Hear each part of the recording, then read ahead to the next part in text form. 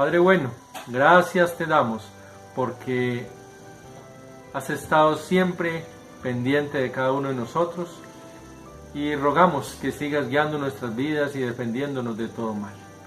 Ahora, al estudiar esta porción de tu palabra, pedimos la sabiduría del cielo y que nos ayudes cada día a comprender mejor el mensaje que tú nos has dejado.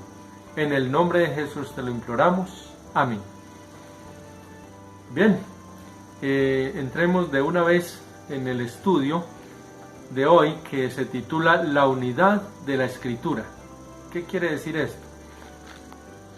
La palabra de Dios, aunque fue escrita por diversos autores o coautores, porque el principal autor es Dios, fueron alrededor de unos 40 y duró un periodo considerable para escribir toda la Escritura, alrededor de unos 1500 años, así que hubo diversidad de personajes y un lapso de tiempo bastante amplio, pero algo que debemos de tener muy cierto, muy claro nosotros, es que la Escritura, la palabra de Dios, como es dirigida por Dios, como es inspirada por Dios, tiene una unidad muy especial. Y dice el apóstol Pablo allí en 2 Timoteo capítulo 3 versículo 16, dice que toda la Escritura es inspirada por Dios. Cuando habla de toda la Escritura, de manera especial allí se estaba refiriendo al Antiguo Testamento, porque cuando el Nuevo Testamento todavía no se había terminado pues de escribir, pero de todas formas se estaba refiriendo a toda la Escritura que era inspirada por Dios, incluyendo por supuesto el Nuevo Testamento.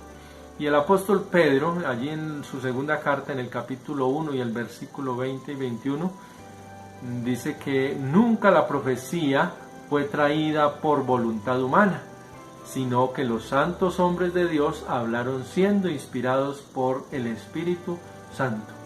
Así que no fue un asunto humano, no fue un invento humano, sino que fue una dirección divina. Debe apegarse entonces a la palabra fiel, dice Tito 1:9 en la nueva versión internacional. Dice, debe apegarse a la palabra fiel, según la enseñanza que recibió, de modo que también pueda exhortar a otros con la sana doctrina y refutar a los que se opongan. Y en 2 Timoteo 1:13 dice, con fe y amor en Cristo Jesús, sigue el ejemplo de la sana doctrina que de mí aprendiste.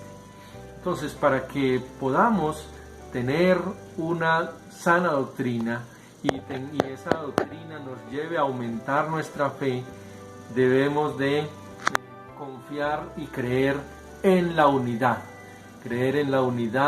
que existe en la palabra de Dios.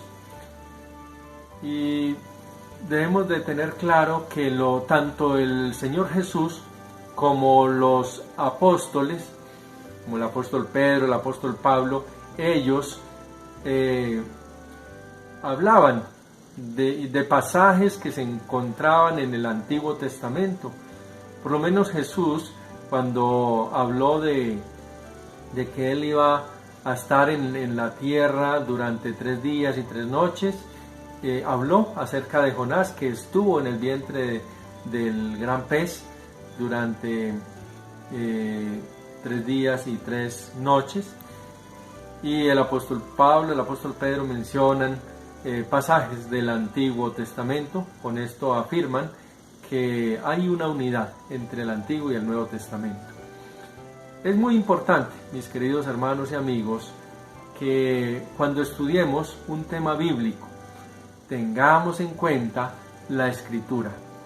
Y allí nos ayuda entonces una concordancia. Una concordancia es muy útil para nosotros estudiar la palabra de Dios y analizarla tanto en el Antiguo como en el Nuevo Testamento.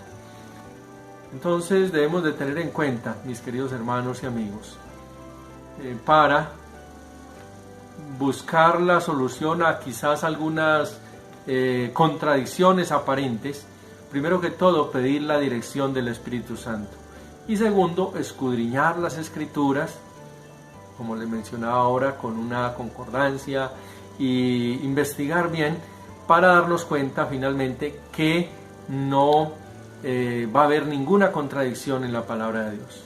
La palabra de Dios, la Escritura, se interpreta a sí misma, ¿sí? Y esto lo logramos cuando tenemos la convicción de que es palabra de Dios, que fue inspirada por Dios y no por ningún ser humano. Entonces, pongamos en práctica estos consejos, estas orientaciones y estemos seguros de que hay una unidad muy clara allí en la palabra de Dios, que así como Dios está unido entre Padre, Hijo y Espíritu Santo, hay una unidad perfecta, también hay una unidad muy especial en la palabra de Dios. Dios les bendiga. La escuela sabática es mi gozo, me da alegría.